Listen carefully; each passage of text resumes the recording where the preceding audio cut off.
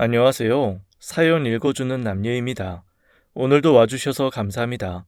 구독과 좋아요 부탁드리며 오늘의 사연 바로 시작하겠습니다. 비가 오려는지 바람이 꽤나 많이 부네요. 오늘 중요한 약속이 있어서 머리에 잔뜩 힘을 주고 나왔는데 일진이 안 좋으려나 그러나 앞으로 뒤에서 옆에서 바람이 방향 없이 불어오네요. 이렇게나 바람이 심할 때면 집에 있는 게 제일 속 편한데 저는 그만 집에 있으려고요. 제 나이 50 후반, 한번 결혼을 제대로 말아먹고 다시 시작하려고 나서는 길이거든요. 호박에 줄 긋는다고 수박 되는 거 아닌 거 아는데 그래도 초면이니 꾸미고 나왔는데 상가 창에 비친 제 꼴을 보니 웬 각설이 한 놈이 비쳐 보이네요. 그래도 가보려고요. 아무렴 각설이 같을지언정 그런 제가 마음에 들 수도 있겠죠. 그런데 맞선 가는 길에 전처와 꽤나 닮은 여자를 스쳐서 보았어요. 다시금 예전 일들이 마구 불어오는 바람들처럼 제게와 꽂히기 시작했습니다. 마이 동풍이라는 말이 있잖아요.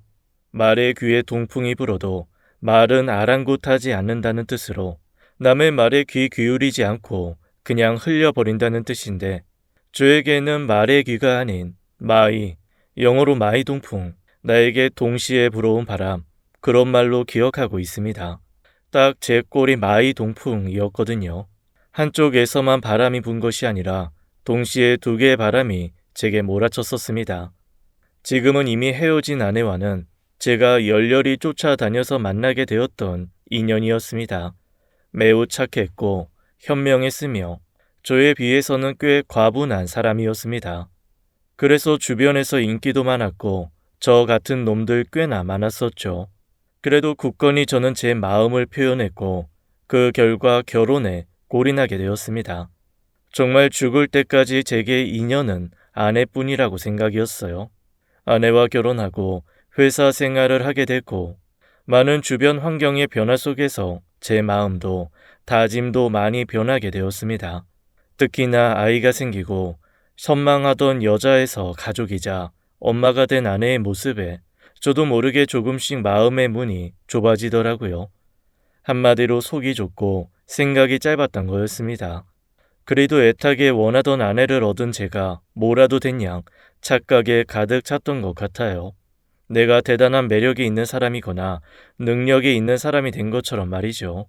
그래서 그 자신감으로 잔뜩 채워져 있던 저는 감사해야 할 것이 아니라 기고만장해졌습니다. 아내가 있고 아이가 있고 가정이 있음에도 아내가 가득 채워준 자신감으로 다른 여자에게 눈이 돌아갔어요. 회사에 같이 일을 하던 여자 신입사원이었고 그 신입사원 동안 제가 가정이 있다는 걸 다 알고 있었습니다. 그럼에도 퇴근을 하면 만나서 무슨 연인 사이라도 되는 양 데이트를 했고 육체적인 관계는 갖지 않았습니다. 내연녀가 원하지 않았고 저 또한 말도 안 되는 제 나름의 누리라 치부하며 대학생처럼 가볍게 데이트하는 정도의 관계만 유지했어요. 아마 내연녀는 자신보다는 안정적인 지갑으로 절 원했을 거고 저는 아내보다는 저에 대해 많이 모르고 아내보다는 어리고 젊은 그 내연녀의 겉모습을 원했었던 것 같았습니다. 만나서 같이 밥을 먹고 하루하루 있었던 회사의 일들을 공유하고 유일하게 마음을 터놓고 대화할 수 있는 사람이었습니다. 애초에 그런 관계가 잘못된 거라는 걸 아주 잘 알고 있었지만 그 당시 조금은 미쳐 있었던 저는 전혀 깨닫지 못하고 있었어요. 그저 단순한 생각으로 같이 잠을 자지 않고 서로를 만지지 않으니 바람은 아닐 거다. 정신적인 교감과 교류일 뿐이라고 자기 자신을 포장하고 있었던 것 같습니다. 그 사이 아내는 그저 집안일에 매달렸고 그런 절 믿고 내조를 충실히 해주었습니다. 제가 바람이라도 피우는지 의심 자체를 하지 않는 눈치였어요. 여보, 내일도 늦어? 나 내일 애 데리고 친정에는 한번 갔다 오려고. 고향 친구들이 좀 보재네. 그래서 오랜만에 우리 아가도 보여주고 친구들 만나서 밥도 먹고 쇼핑도 하고 기분 전환 좀 하려고. 괜찮지? 그럼 괜찮지. 나도 요새 일이 많아서 매일 늦는데 당신 친구들 만나고 기분 전환하면 너무 좋겠다. 조심히 잘 다녀와. 나는 알아서 잘 챙겨 먹고 있을게. 내일도 과장님이 밀린 업무 해야 한다고 해서 미리 경고하셔서 바쁠 것 같아. 다행이네. 잘 다녀와. 걱정 한 개도 하지 말고. 그저 한두 번씩 아내는 알아서 기분 전환을 이유로 외출을 하기도 하고 처가에 자주 왔다 갔다 했습니다. 조금은 잦은 편이기는 했지만 제가 찔리는 면이 있어서 그런지는 몰라도 늘 흔쾌히 허락해 주었어요. 그런 식으로 제 죄를 덜려는 수작이기는 했지만요. 아내가 그렇게 자리를 비울 때면 저는 내연녀와 더 오랜 시간을 보냈습니다. 나이차가 컸던지라 만나봐야 하는 거라곤. 젊은 사람들 오가는 핫플레이스에 머무른 정도였지만 그래도 좋았습니다. 그 당시에는 저도 그 내연녀처럼 조금이라도 어려지는 기분이 들었고 제 돈을 쓸지언정 아깝다는 생각보다는 좋은 시간을 보내게 해준 그 내연녀에게 오히려 고마워하며 선물을 하기까지 했어요. 그러면서도 아내에게는 결혼 후에 그 어떤 작은 선물 한 번을 하지 않았으면서요. 그러던 아내가 말했습니다. 당신 요새 지출이 너무 큰 것 같더라. 무슨 취미라도 생긴 거야? 맨날 회사에서 사는 사람이 어디 그렇게 돈을 썼어. 당신 혼자 보니까 미안해서 내가 여태 말 안 했는데 작년보다 소비폭이 너무 커. 집에 큰 행사도 없었는데 말이야. 당신이 나서서 쏘고 그러지 마. 알겠지? 어? 요즘에 이 대리가 심적으로 많이 힘들다고 해서 말이야. 퇴근하고 한두 번 술도 사주고 기러기 아빠라 혼자 사니까 이거저거 챙겨주다 보니까 그랬나 보네. 알겠어. 조심할게. 혹시라도 아내에게 걸릴까 찔려서 어떨 때는 일부러 아내를 위한 선물을 주기도 하고 한 번씩 아내가 의심하는 듯 보이면 잘해주기 바빴습니다. 분명 티가 났을 겁니다. 그 당시에는 자연스러운 거라고 생각했지만요. 그렇게 아슬아슬 바람을 피워오던 어느 날 여느 때와 같이 내연녀에게 퇴근하고 같이 술이나 한잔 하자고 문자를 보냈어요. 그런데 내내 답이 없는 겁니다. 우리 애기 일이 많이 바쁜가 보네. 답을 안 줘요 왜? 그제야 내연녀에게 답이 왔는데 아무 연락 받은 게 없다는 겁니다. 그럴 리 없어서 급히 메시지를 뒤져보는데 제가 그만 내연녀에게 보낸다는 문자를 아내에게 보낸 겁니다. 문자 내용은 입에 담기도 민망할 이야기들이었고 아내가 장님이 아닌 이상 보면 바로 외도를 눈치챌 수 있는 내용들이었어요. 하지만 아내가 메시지를 확인 안 한 건지 뭔지 내내 연락이 없었습니다. 그래서 그날은 내연녀와의 약속을 무르고 퇴근하자마자 집에 미친 듯이 달려갔어요. 문을 열고 들어가자마자 아내는 여느 때와 같이 절 맞아주었습니다. 눈치를 살펴보니 아직 메시지를 확인하지 않은 눈치였습니다. 그래서 씻는 척을 하고는 안방에 몰래 들어가 아내의 핸드폰을 찾았지요. 그리곤 제가 보낸 메시지를 지워버렸습니다. 참 다행이다 싶었어요. 이래서 바람은 아무나 피우는 건 못 되는구나. 심장이 문드러지는 줄 알았습니다. 그런데 꼬리가 길면 밟히는 건지 내연녀와 데이트를 하던 중에 아내의 친구와 마주쳐 버리고 말았어요. 저와 아내가 결혼할 때 부케를 받기도 했던 저와도 친한 사이였죠. 제가 내연녀의 손을 잡고 있었고 다정하게 걸어가던 찰나에 딱 마주친 겁니다. 저는 놀라서 내연녀의 손을 뿌리치다시피 빼버렸지만 이미 아내의 친구의 눈빛은 바뀌어 있었습니다. 제가 본 게 잘못된 거 아니죠? 지금 가정도 있으신 분이 아들도 있으신 분께서 뭐 하시는 거예요? 안 그래도 오늘 통화도 했었는데 지금 내 친구는 뼈 빠지게 애보고 청소한다는데 그쪽은 다른 여자 끼고 바람을 피우고 계시네요. 참나. 제 불쌍한 친구는 지금 이 상황 모르고 있는 거죠? 당연히 제가 친구한테 말할 거 알고 계시죠? 각오하세요. 당신 진짜 딱 걸렸어. 이제는 정말 빼도 박도 못하겠구나 라는 생각이 들었습니다. 그래서 저는 그 길로 곧장 집으로 달려갔고 가자마자 무릎을 꿇고 아내에게 빌었어요. 제가 바람 피우는 것도 맞고 잘못한 것도 맞는데 이혼은 하기 싫다고요. 지금의 가정을 파탄내고 싶지 않다 말했습니다. 여보, 내가 진짜 잘못했어. 당신 친구한테 딱 걸려서 내가 진짜 쪽팔린 것도 잘 알겠고 당신 창피한 것도 다 잘 알겠고 내가 미친놈이고 도른놈인 것도 아주 잘 알고 있어. 잘못된 행동이라는 거 잘 알고 있는데 고치지 못했어. 바꾸지 않았어. 미안해. 바로 정리할게. 날 죽기 전까지 때려도 좋아. 그리고 당신이 원하는 대로 다 해줄게. 그 대신 이혼만은 안 돼, 여보. 내가 입이 10개라도 할 말이 없는데 진짜 이혼만은 절대로 안 돼.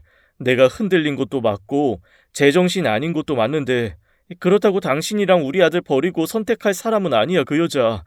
그냥 나이 들고 매일매일 같은 인생을 살면서 내가 무료해서 아주 잠깐, 진짜 잠깐 잘못된 선택한 거야. 여보, 진짜 미안해. 제발 용서해줘. 그 여자랑은 다시 안 만날 거야. 맹세해. 그러자 내내 말이 없던 아내는 한숨을 크게 쉬더니 입을 열었습니다. 나도 아직은 당신이랑 이혼할 마음 없어. 그리고 친구한테 당신 바람 피우고 있다는 거 들은 것도 맞고, 내 입장이 곤란해진 것도 맞아. 맞는데, 그러게 적당히 하지. 왜 하필 내 친구한테 걸렸어? 쪽팔리게. 끝까지 들키지 말지 그랬어. 나도 모르고 있는 게 차라리 낫겠네. 그래서 나랑 이혼은 안 하고 싶고 지금 만나고 있는 여자애 정리한다고? 매일 퇴근하고 일 있다고 했던 게 그 여자애 만난 거야? 외박은 한 적 없잖아. 그 여자애랑 잤니? 그런 적은 없지? 그리고 내가 원하는 대로 해주겠다고? 확실해? 제 생각과는 다르게 아내는 차분했습니다. 그리고 구체적인 요구들을 제게 했어요. 지금 만나는 여자와는 꼭 깔끔하게 정리를 하고 더는 분란 만들지 말라고 했죠. 그리고 혹시라도 나중에 제가 또 바람을 필 수 있는 노릇이니 수쓰지 말라더군요. 그래서 재산을 아내 명의로 돌려놓으라고 했습니다. 그래야 나중에 제가 다시 사고쳐서 이혼을 할 경우에 금전적으로 아내 본인에게 아쉬울 게 없을 거라면서 말이에요. 제가 죄인이니 아내가 시키는 대로 족족 다 했습니다.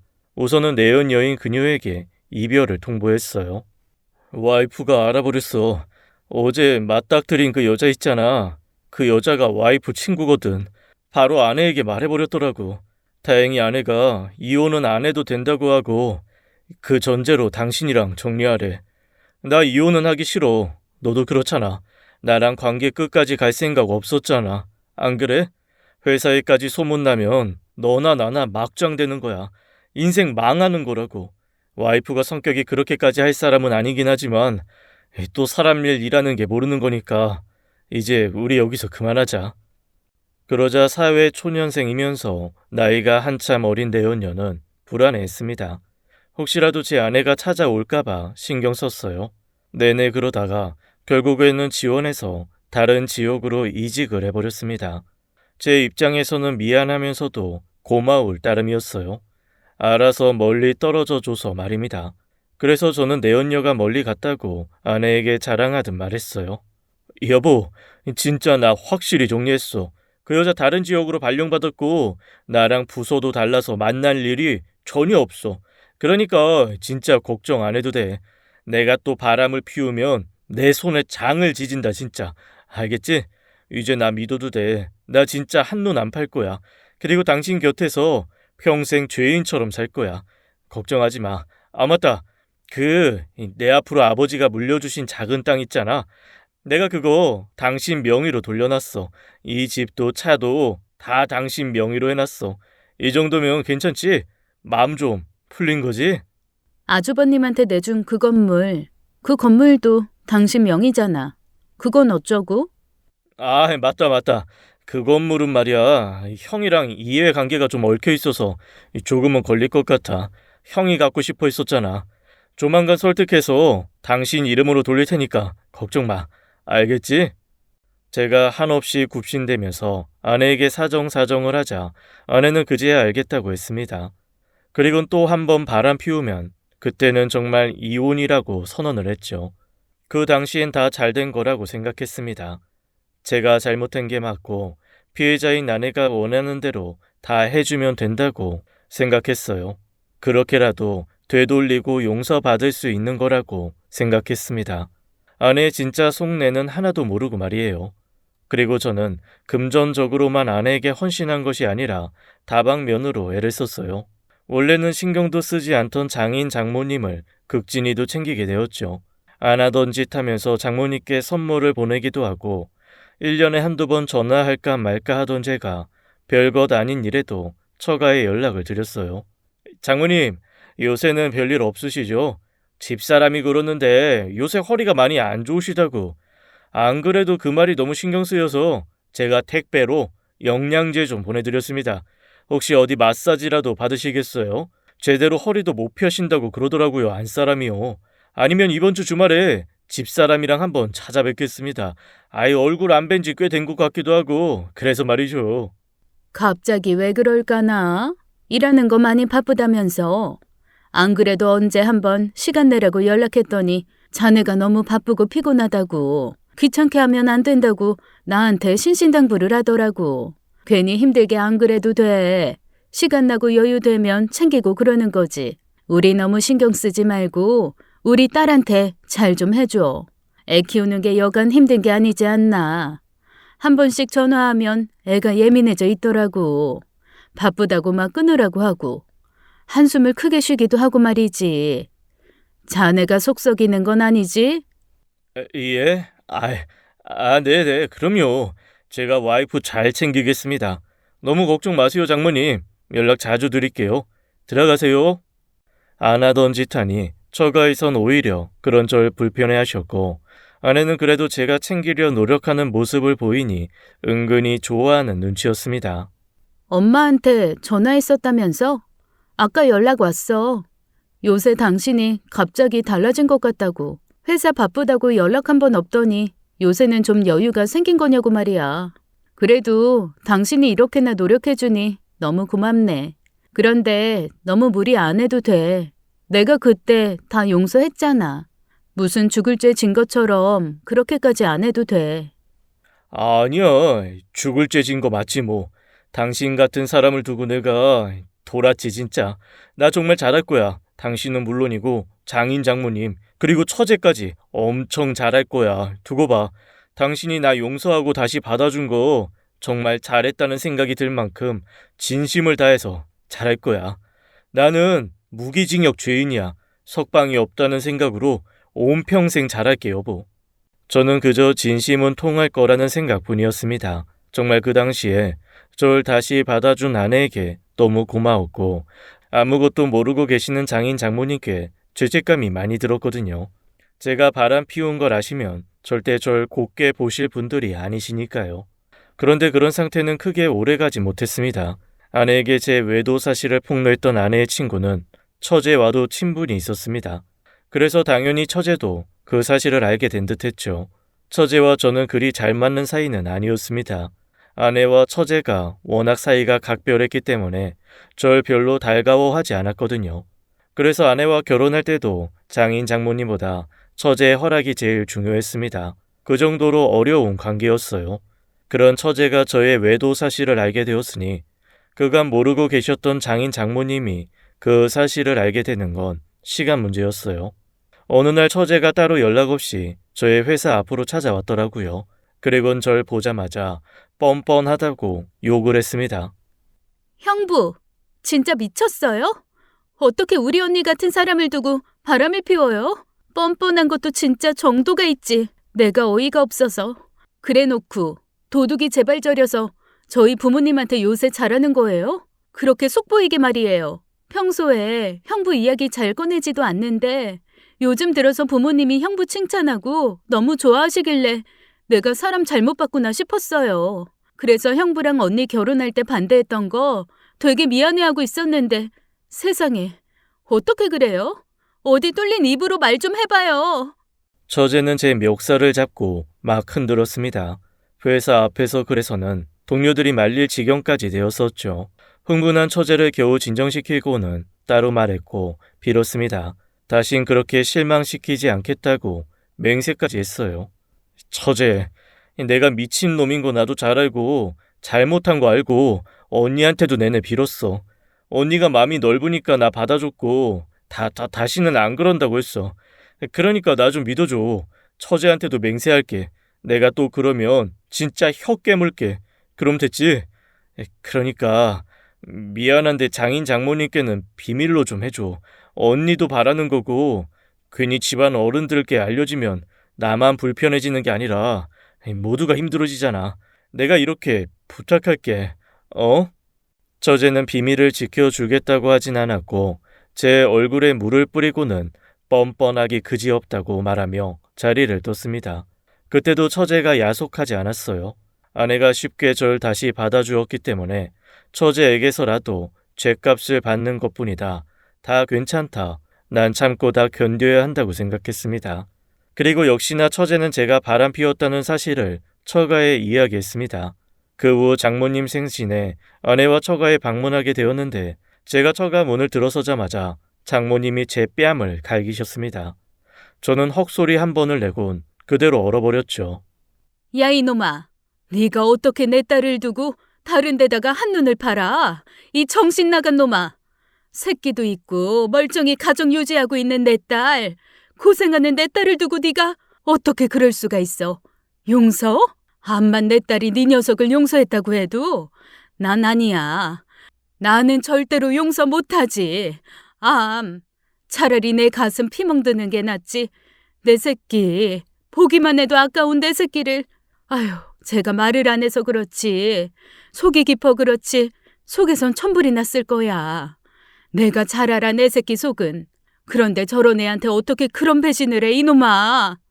호라, 갑자기 안 그러던 놈이 요새 왜 그러나 했어. 넉살도 없고 우리한테 애쓰지도 않던 놈이 갑자기 왜 그리도 입안에 혀처럼 구나. 난 그저 우리 딸이 잘해서 이제야 마음이 통하나 보다. 자기 처 귀한 거 아니까 우리한테도 신경 써주는가 보다 하고 고마울 지경이었는데 세상에나 그저 지 부끄러운 건 알아가지고 그런 척 한 거였네. 세상에, 이 양심도 없는 놈아. 이제야 뒷북처럼 처가 챙기니 네 속이 좀 덜어지디? 이 뻔뻔한 놈. 그렇게 하면 우리가 나중에 너 바람 피운 거 알아도 잘했다 그럴 수 있지. 그럴 줄 알았냐?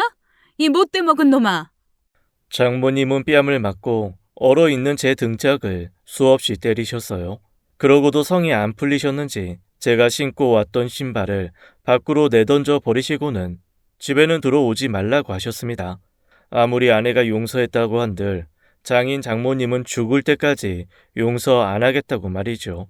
그렇게 처가에서 천대를 받고 하는 수 없이 저만 돌아왔어요. 아내는 혼자 다시 집으로 돌아가는 제게 너무 신경 쓰지 마. 내가 잘 이야기하고 올게. 너무 맘 상해하지 말고 차라리 집에 가서 편히 있어. 여기 있어봐야 당신 불편하지 뭐. 알겠지? 그래도 그런 아내에게 너무 고마웠습니다. 매도 먼저 맞는 게 낫다고 내내 죄책감 안고 눈치 살살 보면서 사는 것보다야 이게 낫겠다고 생각했어요. 처가도 아내에게 하듯 열과 성의를 다하면 풀어지실 거라 여겼습니다. 하지만 그런 일은 일어나지 않았고 제가 바람을 피웠다는 그 꼬리표는 내내 제 발목을 잡았죠. 늘 단두대회에 올라앉아 있는 사람처럼 살아야만 했습니다. 그래서 어느 순간부터 아내는 제게 처가에 가지 말라고 하더라고요. 아이의 발길을 끊으라고 말입니다. 아이 키우고 저와 아내가 잘 사는 모습을 보이면 처가 사람들도 다 풀어질 거라고 했습니다. 그렇게까지 하면서 절 배려해주는 아내가 그저 고마울 뿐이었습니다. 아들이 조금 더 자라고 중학생이 되었을 무렵이었어요. 저에게도 2번의 승진이 있었고 아내는 다시 일을 시작하려고 준비 중이었습니다. 이전에는 몰랐는데 어쩐지 아내의 분위기가 많이 달라진 느낌을 받았어요. 아마도 전에는 제가 관심이 없어서 아내의 변화를 몰랐던 건지 눈치가 없어서 몰랐던 것인지 모르겠으나 언젠가부터 아내가 웃었습니다. 내내 미소를 보이지 않았던 건 절 용서해주긴 했으나 앙금이 남아서라고 생각했어요. 그런데 그런 응어리가 다 떨어져 나가서 그런 건가라고 착각하게 할 만큼 아내가 많이 밝아졌어요. 당신 요새 뭐 기분 좋은 일 있어? 면접 봤다더니 채용된 거야? 아이 어쩜 그렇게 시도 때도 없이 웃고 있어. 별일이네. 어? 내가? 내가 그렇게 웃었어? 아닌데. 면접 본데 다 떨어졌어. 내가 일 그만둔 지 10년이 넘었으니 받아주는 데가 있을 리 만무하지. 그래도 우리 아들 어느 정도 다 크고 당신이랑 나도 뭔가 안정을 찾은 듯하고 아직 채용은 안 됐지만 나도 다시 일을 시작하려고 하고 요즘은 뭔가 다시 태어난 기분이랄까? 그래. 그래서 나도 모르게 웃음이 났을까? 아내의 말에 내심 미안해졌어요. 그간 집안일에 아이 키우느라 제대로 자기 시간을 보내지 못하고 가정에 묶여서 내내 갑갑했구나 싶었죠. 특히나 아내의 그 답답한 긴 시간 중에 몇 년은 제가 배신을 하기도 했으니까요. 그래서 더더욱 밝아진 아내의 미소에 전 쪼그라들 뿐이었죠. 게다가 그때까지도 처가와 온전히 풀어지지 못해서 중간에 아내가 많이 힘들었을 겁니다. 그 마음을 다 알기에 제 죄책감은 계속해서 이어지고 있었습니다. 그러던 중 저를 증오에 맞이 않는 처제가 결혼을 하게 되었어요. 아무리 불편한 관계여도 선물이라도 해야 할까 싶어서 정말 오랜만에 연락을 했어요. 처제, 소식 들었어. 결혼한다고. 나 불편해하는 거 알아서 이렇게 전화로 축하하는 거야. 진짜 축하해. 그리고 처제 결혼 선물할까 하는데 필요한 거 있으면 말해줄래? 그것도 불편하면 내가 언니한테 물어서 언니 편에 보낼게. 우리 누나가 웨딩샵 하는 거 알지? 거기서 하면 그냥 해줄 수도 있고 식장도 연계되어 있어서 할인 크게 받을 수 있어. 어떻게 할까? 필요한 대로 말해줘. 편하게. 그래도 나름 제 공약이 먹혔는지 처제는 이전과는 다르게 누그러진 목소리로 저희 누나가 운영하는 샵에서 할인을 받는 걸로 하기로 했어요. 저는 결혼 선물을 받아준 것만으로도 제게 마음을 열어준 거라고 받아들였습니다. 그런데 저의 그런 아니란 생각은 확연히 비껴나갔어요. 누나에게 연락이 왔어요. 제게 미친놈이라면서 말이죠. 야, 너 진짜야? 너 바람 폈어? 그것도 너네 회사 신입사원이랑? 너 진짜 제정신이냐? 네가 내 동생인 건 맞아? 나 살다 주변에 누가 바람 피웠다 어쨌다 해도 내 안에서는 절대로 일어날 일 없다고 생각했는데 와, 너 배신감 쩐다. 네가 어떻게 그래? 너네 처가에서 너 그렇게 반대하고 그럴 때 네가 네 입으로 그랬잖아. 네 와이프 죽을 때까지 행복하게 해주겠다고. 다른 건 몰라도 진짜 일편단심으로 잘할 거라고 그러지 않았어? 하물며 너 그때 내가 일하는 식장에서 선서까지 했었어. 검은 머리 팥불이 될 때까지 잘 살 거라고. 너는 진짜 네 사돈 처녀가 오늘 웨딩드레스 맞추러 와서는 네 욕만 한 바가지 하고 갔어. 그러고도 싸지. 얼마나 열받겠어? 자기가 제일 좋아하는 자기 언니 데려가 놓고 상처 주고 울리고 했으니까. 너는 진짜 아유. 그나저나 네 처제 왔을 때 엄마도 계셨어. 그래서 엄마도 알아. 너 바람 피운 거. 너 아버지 생신 때 집에 오면 처 맞을 까고나 해라. 엄마 잔뜩 벼르고 있어. 너 가만 안 둘 거라고. 결국에는 제가 바람 피운 사실을 온 가족이 알게 된 셈이었습니다. 저희 아들만 빼고 양가 집안 전부 다 말이죠. 공공의 역적이 되어버렸습니다. 저는 저희 집도 못 가는 신세가 되었어요. 그리고 저를 포함 저희 누나 그리고 부모님까지 아내에게 죄인처럼 굴었습니다. 한 번씩 어머니께서 아내에게 연락해서는 따로 보자고 하시더라고요. 아내가 티를 내지 않았지만 눈치가 딱 그랬어요. 어머니를 만나고 온 날에는 아내의 양손에 선물이 잔뜩 들려 있었거든요. 게다가 누나가 말하길 저희 어머니가 아내에게 사과하셨다고 하더라고요. 야, 이 불효로 새끼야. 너 때문에 엄마가 얼마나 맘고생했는지 알아? 네가 바람 피웠는데 왜 엄마가 사과를 해야 하냐고. 왜 시엄마가 며느리 눈치 보고 살아야 하냐 왜? 엄마가 네 와이프 만나서는 머리 조아리고 내 아들 못나서 미안하다고 사과하셨단다. 어떻게 너는 그러고 뻔뻔하게 속 편히 사냐? 혹시나 아들로 미혼당할까 봐 며느리가 한이라도 맺힐까 봐 네 엄마라는 이유로 그렇게 하셨다고. 알아? 너 진짜 정신 똑바로 차리고 제대로 살아 임마. 내가 맘 같아선 너 같은 놈 머리 당장 밀고 절에 쳐놓고 싶은 심정이다. 엄마 살살 피하지 말고 찾아뵙고 잘못했다고 해. 너 집에도 잘 안 간다며. 그래서 저는 결혼하고 5년 뒤부터 내내 사과만 하고 속죄만 하는 인생이었습니다. 제가 잘못한 것은 분명 맞지만 이렇게까지 살아야 하나 싶을 지경이었죠. 죄인인 저도 조금은 지쳐있는 상태였다랄까요. 그런데 또 거기서 끝나질 않았어요. 제가 말로 뱉어버린 그대로 정말 평생의 죄인 듯 했습니다. 나중에는 아들의 귀에까지 들어간 모양이더라고요. 이전까지 저와 아들은 친구처럼 가까운 사이였습니다. 그 무섭다는 중학생임에도 아들은 제게 감추는 것 하나 없었습니다. 반항적인 것도 하나 없었고 늘 어린아이처럼 제게 모든 걸 털어놓는 녀석이었죠. 그런데 제가 바람을 피웠다는 사실을 알고 난 후부터 사춘기가 와버렸습니다. 막 퇴근하고 제게 집에 들어오면 아들이 강아지처럼 반기며 달려오는데 방 밖으로 나와보지도 않았어요. 저는 그 사실을 모르고 아이고 우리 아들이 웬일로 아버지가 오셨는데 안 나와보고 용돈 넉넉하신가 봐. 짜샤 왜 그러는데 무슨 일 있어? 아들 속도 모르고 평소처럼 장난을 치며 툭툭 치는데 아들은 그런 제 손을 탁 쳐냈습니다. 건드리지 마 더러워. 나 다 들었어. 아빠가 어떤 짓을 했는지 엄마를 어떻게 배신했는지. 그런데 그건 엄마만 배신한 게 아니야. 나도 버린 거야. 알아? 어떻게 엄마랑 내가 있는데 게다가 내가 아주 어린 아기였는데 그럴 수가 있지? 난 상상조차 안 되는데 그게 사실이래. 아빠가 엄마랑 나 버리고 다른 여자랑 바람 피운 게 사실이라잖아. 이게 말이 돼? 아빠라면 어떨 것 같아?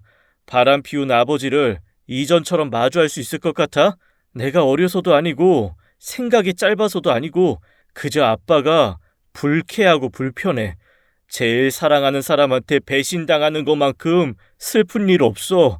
그런 아빠를 다시 받아준 엄마를 존경해야 할 판이야. 앞으로 나한테 말 걸지 마. 나 당분간은 아빠 얼굴도 보기 싫어. 힘들어. 아빠한테 더럽다니. 야, 어떻게 그렇게까지 말을 해? 심하잖아. 아니야? 내가 알고 있는 사실이 아니냐고. 그럼 내가 사과할게. 사실 아니야? 아빠 바람 피운 적 없어? 외할머니, 외할아버지, 그리고 이모가 잘못 아는 거야? 잘못 들은 거냐고. 내가 바람을 피웠던 건 사실인데, 그런데 적어도 죗값 다 치렀어. 당사자인 엄마도 날 용서해줬고, 다른 가족들한테도 이 아빠가 정말 비굴하리 많지 수없이 빌고 또 빌었어.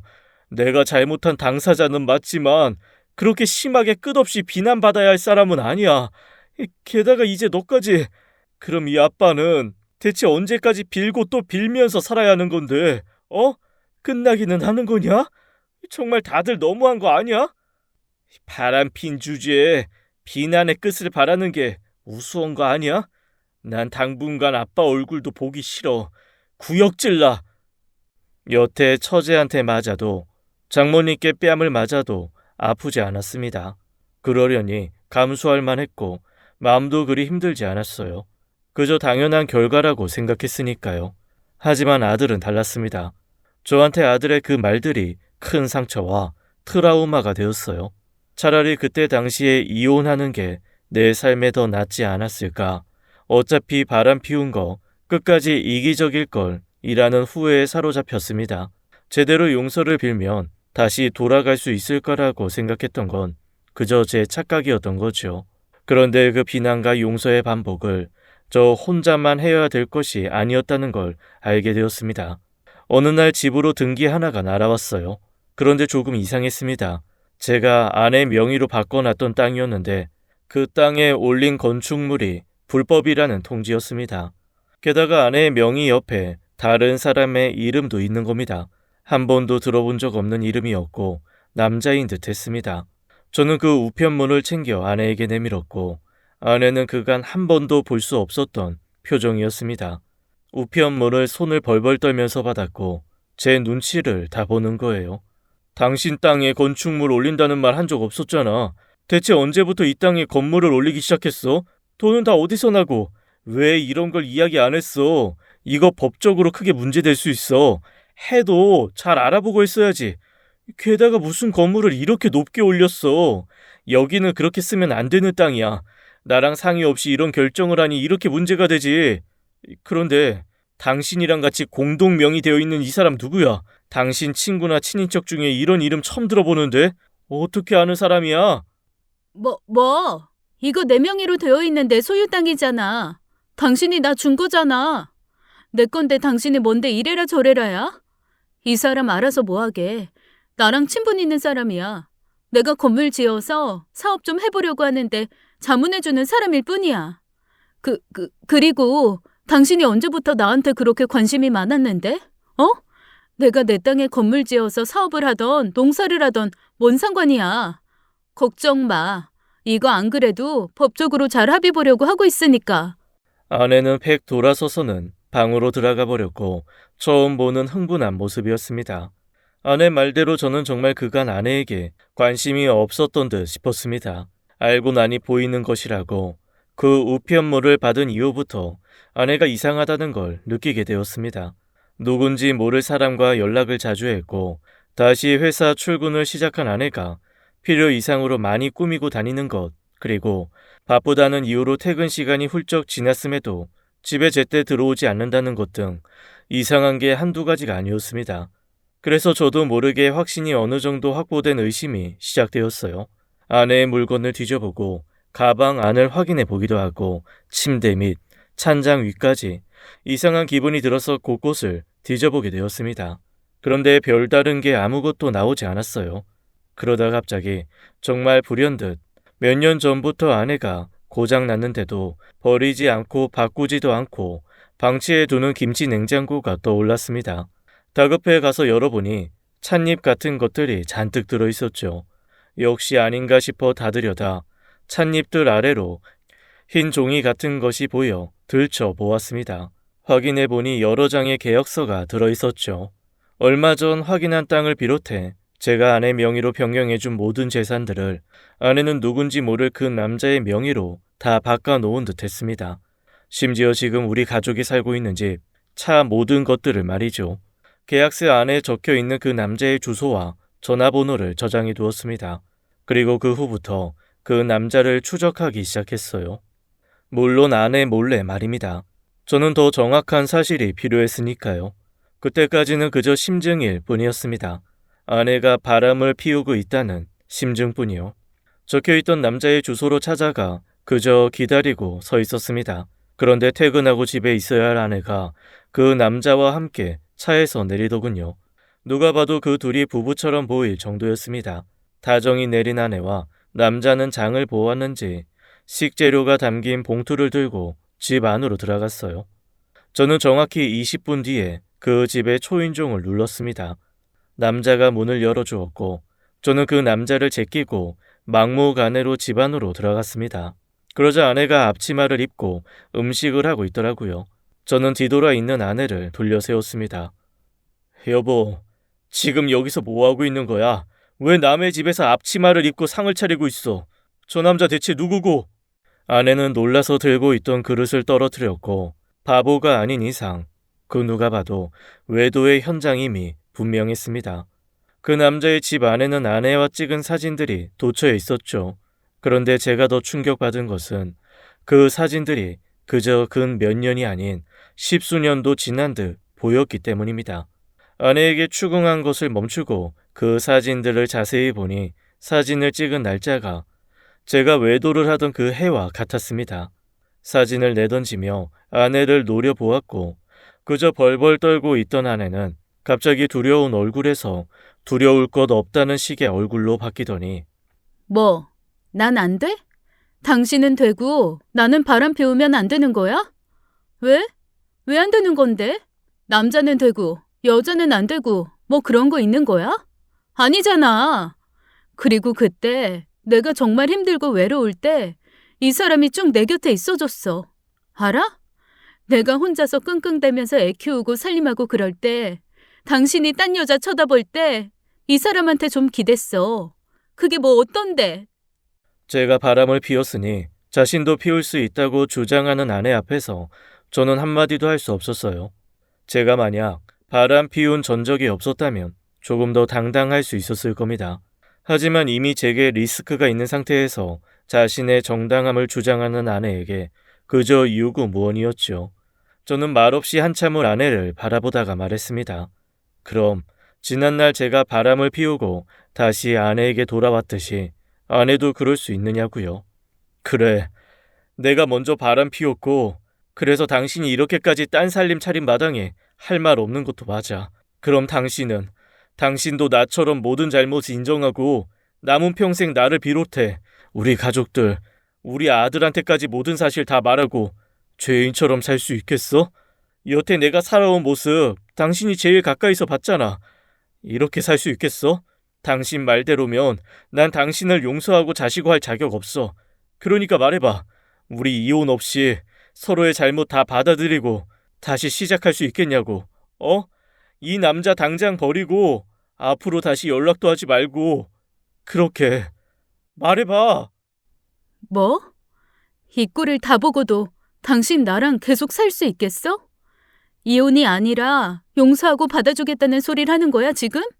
당신 제정신이야? 나랑 당신은 입장이 다르다고. 난 당신이 바람 피우는 거 직접 본 적 없어. 전해 들었고 제대로 확인도 안 한 상태에서 당신이 알아서 먼저 실토했지. 그거랑 이거랑 같아? 내가 여기까지 왔을 땐 당신이랑 헤어질 작정하고 왔을 거라곤 생각 못 하겠어? 저의 말에 방금 전까지 기고만장하던 아내는 뒤로 주춤주춤 물러섰습니다. 그리고 저와 이혼할 생각으로 그 남자와 만나왔다고 당당하게 말했습니다. 이미 아내는 제가 바람 피우던 그 시기와 동시에 외도를 하고 있었고 어떻게 하면 본인에게 아무런 피해 없이 이혼할지 계획을 했다더군요. 다만 외도 상대 또한 가정이 있고 그쪽이 정리가 되지 않아서 제게 선의를 베푸는 척하면서 헤어지지 않고 있었을 뿐이었어요. 지독하게 무서운 사람이었습니다. 아내가 그랬다고 해서 제가 더 나은 사람이고 괜찮은 사람이라 포장하는 것은 아닙니다.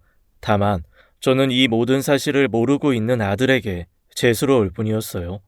정말 내가 지난날 그 잠깐의 바람을 일으키지 않았다면 적어도 난 내 아들에게 떳떳할 수 있었을 텐데 라는 후회만 앞섰을 뿐이었습니다. 저는 순간 잃은 정신을 차리곤 아내의 곁에 있던 내연남에게 물었습니다. 당신 내가 소송 걸 수 있는 거 알지? 가정도 있는 사람이 이래도 돼? 당신 자식 없어? 당신 자식 앞에서 이런 모습 떳떳하게 보여줄 수 있겠어? 당신은 내가 여태 어떻게 살았는지 모를 거야. 종신형 받은 죄인처럼 살았어 나. 종신형이 다 뭐야? 사형수랄까?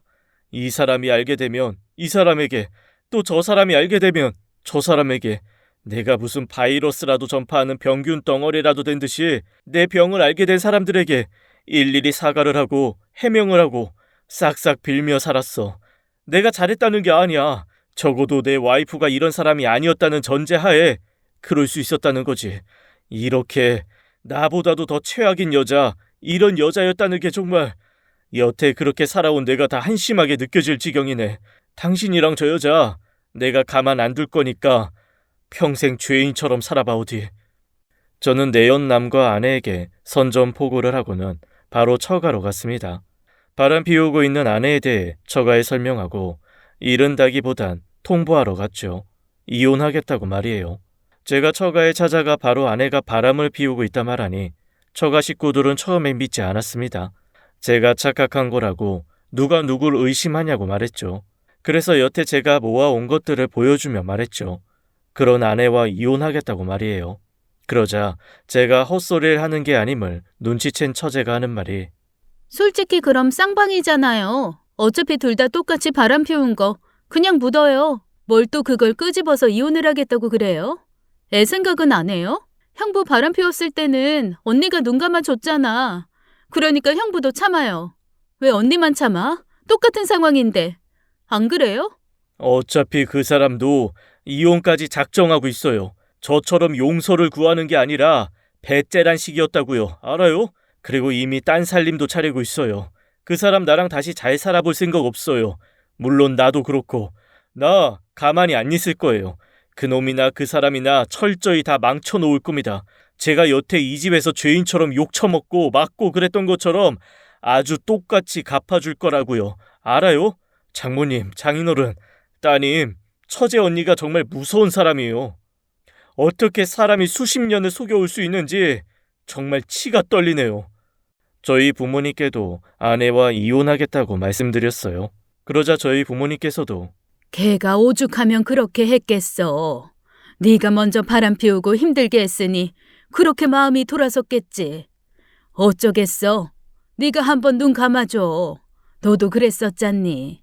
그래서 여태 네가 애 잘 키우고 가정 유지하고 살았던 거잖아. 역지사지로 너도 그렇게 해. 괜히 일 키우지 말고. 이혼하면 다 끝이고 그런 것 같니? 너네한테 아들이 있는데. 이혼도 그거 아무나 하는 거 아니야 이거사. 정신 차리고 어디 가서 말하지 말고 특히 나 애한테는 더더욱 알리지 말고. 지금 화가 좀 나도 접어. 이혼은 무슨.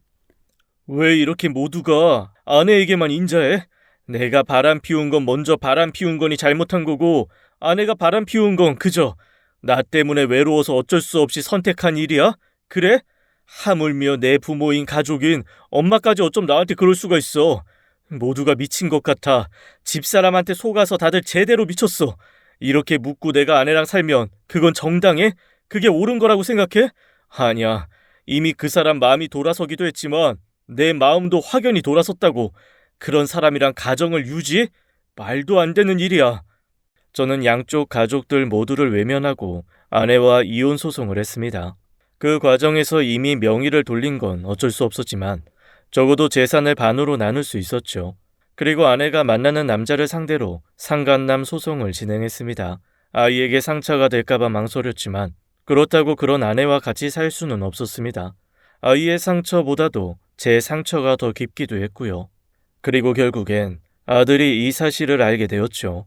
저 그리고 아내까지 자신의 부모 모두가 바람 피웠다는 사실을 말이에요. 그래서 아들은 방황을 오래 했습니다. 학교를 가지 않고 친구들과 집을 나가기도 하고 사고를 쳐서 경찰서에서 연락이 오기도 했죠. 아내는 아들을 신경도 쓰지 않고 내연남과 잠적을 했습니다. 그래서 연락도 되지 않았어요.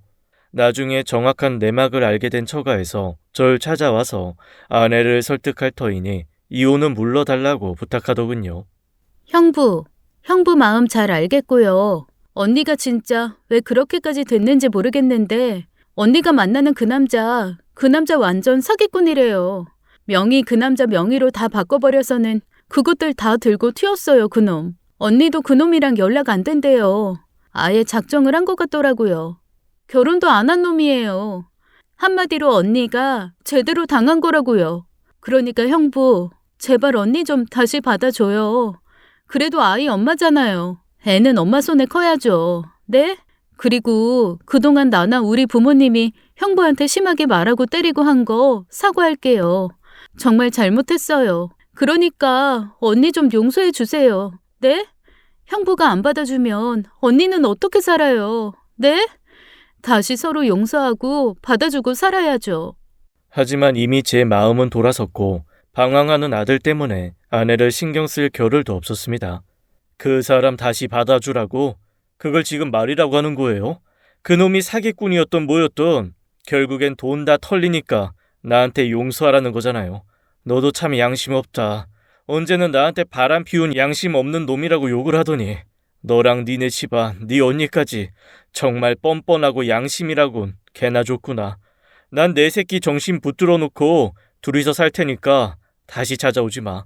그리고 내가 소송에서 승소한 거 알지? 내 역 그대로 뱉어내야 할 거야. 안 그럼 네 언니 그리고 너네 집안 깜빵을 가든지 말든지 알아서들 해. 전에는 가족이라 달랐을지 몰라도 이젠 이혼했고 완전 남이라고. 저는 아내와 이혼하고 저가 본가에 알리지 않고 아들만 데리고 외국으로 나갔습니다. 가서 내내 아들을 설득시켰고 설명해야만 했어요. 저의 지난 잘못과 아내와 제가 헤어질 수밖에 없었던 사실들을 말입니다. 아들이 다시 제정신을 차리고 학업을 이어가고 저와 이 관계가 평탄해지기까지 또 수년이 걸렸습니다. 마음도 힘들고 고생스럽긴 했지만 지난날 제가 한 행동 중에서는 가장 잘한 일이라고 생각합니다. 지금은 그렇게나 속 썩이는 아들놈이 장가를 가서 잘 살고 있어요. 외국에서 지낼 때 지금의 며느리를 만나서 오래간 연애를 하고 결혼했습니다. 저 안 닮아서 어디 딴 데 한눈 안 팔고 가정에도 충실하고 며느리에게도 잘하죠. 그리고 제게도 세상 어디에도 없는 착한 아들이고요. 그 덕에 제가 이제야 이렇게 늦은 나이에 새 장가를 가보겠다고 집을 나서는 것 아니겠습니까? 바람이 또 양쪽에서 마구 불어오네요. 옷깃을 더 여며야겠어요. 어차피 지나갈 바람에 흔들리지 않으려고요. 바람은 제 머리를 헝클어뜨리고 망가뜨릴 순 있지만 절 온전히 다 망쳐놓지는 않으니까요. 지금까지 사연 읽어주는 남녀였습니다. 끝까지 함께해주신 여러분 감사드리며 저희는 다음 사연으로 돌아올게요. 감사합니다.